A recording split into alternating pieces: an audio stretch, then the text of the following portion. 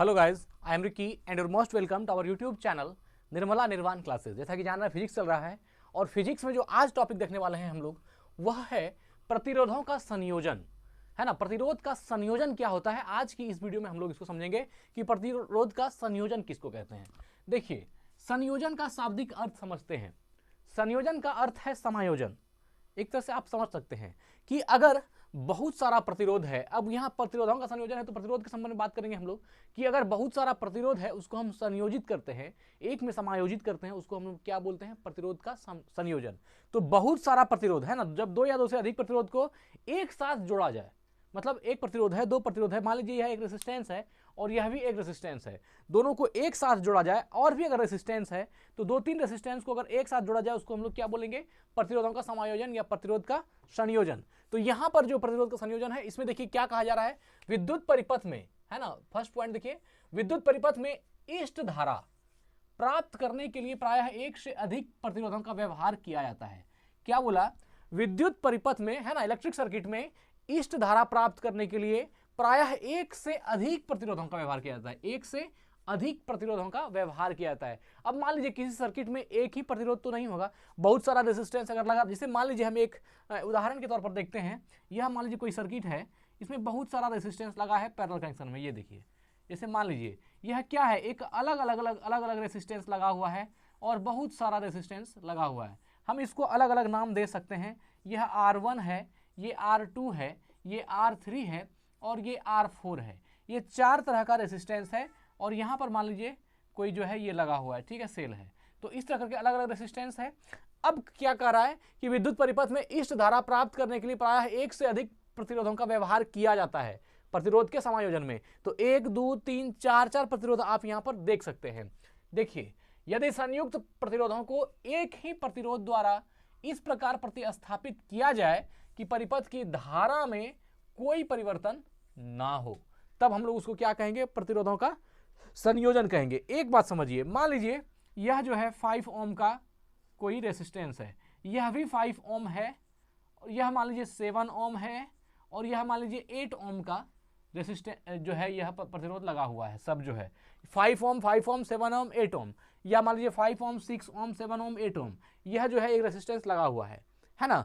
तो अब इसके यह क्या कहा, यदि संयुक्त प्रतिरोधों को एक ही प्रतिरोध द्वारा इस प्रकार प्रतिस्थापित किया जाए कि परिपथ की धारा में कोई परिवर्तन न हो, तो इस एकल प्रतिरोध को समतुल्य प्रतिरोध या इक्विवेलेंट रेसिस्टेंस कहते हैं। यह अलग अलग रेसिस्टेंस है। अब देखिए, यहां से हम इस नतीजे पर अगर पहुंच पा रहे हैं या पहुंच पाने में सक्षम होंगे तो हम इस सिस्टम को कहेंगे प्रतिरोधों का संयोजन जो हम बनाने जा रहे हैं। देखिए, यह मान लीजिए ऐसा बना देते हैं, ठीक है, सेम बनेगा। यह मान लीजिए ऐसा ही कोई जो है एक सिस्टम है, और यहाँ पर हम एक ही रेसिस्टेंस जो है इस सब के बदले में 5 ओम यहाँ, 6 ओम यहाँ, 5 और 6 11 ओम, 11 और 7 18 ओम, 18 और 8 26 ओम, यह हम इसके इक्वल एक ही जो है रेसिस्टेंस लगा दिए 26 ओम का। अब यहाँ 8 7 15 6 21 और 5 26 ओम। तो देखिए, यह जो रेसिस्टेंस है, यहां से मान लीजिए आई एम्पियर की धारा जा रही है और यहां भी आई एम्पियर की धारा जा रही है। तो इसमें हम समझाना क्या चाह रहे हैं, हम ये कहना चाह रहे हैं कि जैसे अलग अलग रेसिस्टेंस है R1 R2 R3, और इस सब के समतुल्य एक प्रतिरोध यहां मान लीजिए RS है। यह जो है डायरेक्ट इन सभी, जितना कि यह सीरीज कनेक्शन में आप देख पा रहे होंगे रेसिस्टेंस को, ये सब का जो ऐड है वह कितना हो गया, 26 ओम। 26 ओम का अगर हम एक ही प्रतिरोध लगाने में सक्षम हो पाए, मतलब ये चार प्रतिरोध चार जगह अलग अलग है, अगर इसके बदले हम चारों के बदले एक ही प्रतिरोध एक जगह लगाने में सक्षम हो पाएंगे तो यह प्रतिरोधों का संयोजन कहलाएगा। क्या कहा, यदि हाँ, लेकिन इसमें एक बात है, 26 ओम का यहां भी रेसिस्टेंस हो रहा है, यहां भी 26 ओम का ही रेसिस्टेंस है, लेकिन साथ ही साथ इसके करंट पर कोई प्रभाव नहीं पड़ना चाहिए।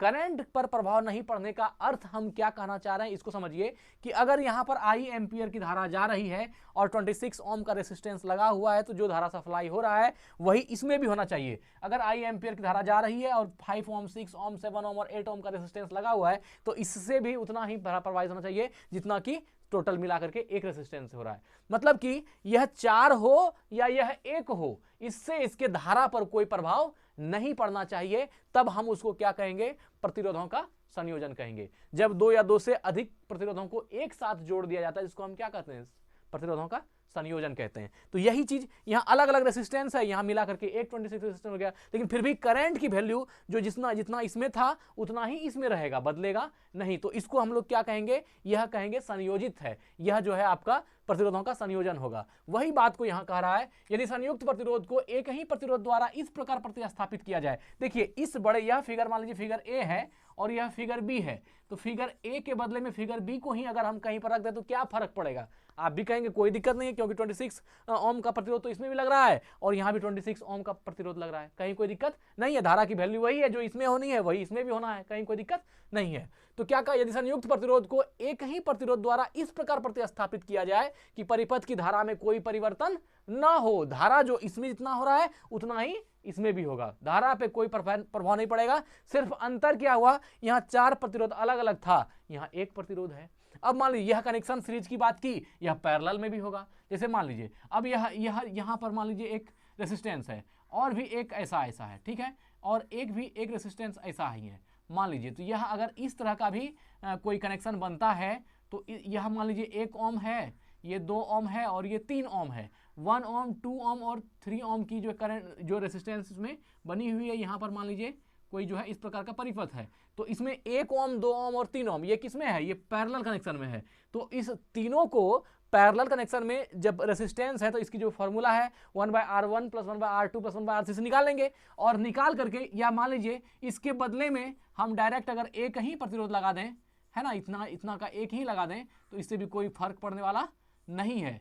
मतलब इसी चीज को हम अगर इस तरह ही बना दें, मतलब तीनों का रेसिस्टेंस निकाल करके एक ही रेसिस्टेंस यहां पर लिख दें, तो भी कोई फर्क नहीं पड़ेगा। जैसे अब इससे क्या हुआ कि यहां 3 रेसिस्टेंस अलग अलग था और यहां तीनों को मिला करके हमने रख दिया, और क्या फर्क पड़ा, कोई दिक्कत नहीं। तो यह और बाकी करंट वगैरह की जो व्यवस्था होती है, जितना रेसिस्टेंस इसमें लगने के बाद जो करंट हुआ है उतना ही रेसिस्टेंस इसमें भी लग रहा है, तो कोई दिक्कत नहीं है। इसको हम लोग क्या कहेंगे, संयोजित या प्रतिरोधों का संयोजन।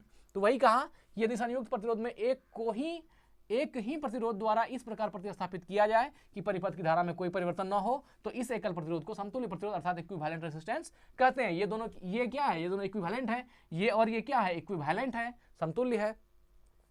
सामान्यतः विद्युत परिपथ में प्रतिरोधों का संयोजन 2 प्रकार से होता है। विद्युत प्रतिरोध में, है ना, विद्युत परिपथ में प्रतिरोध का संयोजन 2 प्रकार से होता है। कौन कौन सा, एक है श्रेणीक्रम संयोजन और एक है पार्श्वबद्ध या समांतर क्रम संयोजन।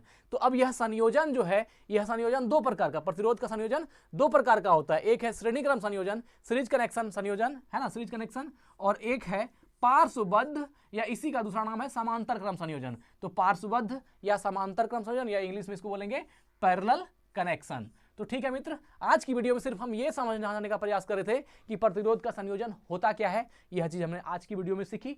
मिलते हैं अगली वीडियो में। अगली वीडियो जो होगी श्रेणीक्रम संयोजन पर होगी, सीरीज कनेक्शन पर, और बहुत सारा सवाल भी हम लोग इसमें देखेंगे।